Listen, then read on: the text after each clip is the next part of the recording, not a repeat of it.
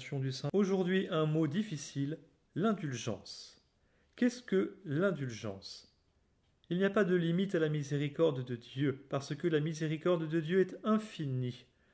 C'est ce que signifie concrètement la doctrine des indulgences. Je vais prendre un exemple. Si je commets un péché de calomnie, que je le regrette, que j'exprime le ferme propos de ne plus recommencer, si j'avoue mon péché à un prêtre qui me donne l'absolution assortie d'une pénitence,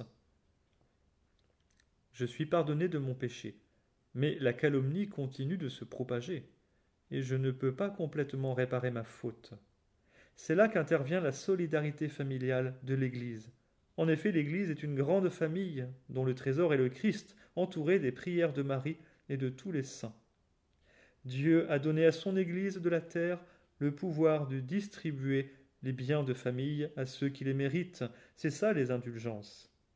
Moyennant quelques œuvres méritoires, je peux gagner une indulgence que l'Église tient en réserve et qu'elle m'accorde à certaines conditions. Ainsi, l'indulgence efface les peines temporelles dues au péché. L'indulgence efface les conséquences de mes péchés, me permettant ainsi d'aller directement au ciel. Muni d'une indulgence plénière le jour de ma mort, j'irai directement au paradis. Et si je ne suis pas en danger de mort immédiate, l'Église m'offre la possibilité de gagner des indulgences pour les défunts. Parce que dans une famille, la sainteté des uns profite aux autres, c'est la communion des saints. Les indulgences permettent de vivre concrètement le mystère de la communion des saints.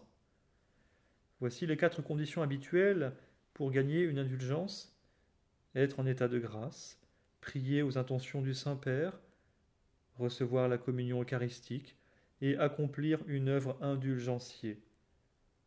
Renseignez-vous auprès des prêtres. L'indulgence est un trésor qui renforce mes liens à Jésus et à son Église et qui me stimule à persévérer dans l'état de grâce. Chers auditeurs, ne passons pas à côté d'un tel trésor.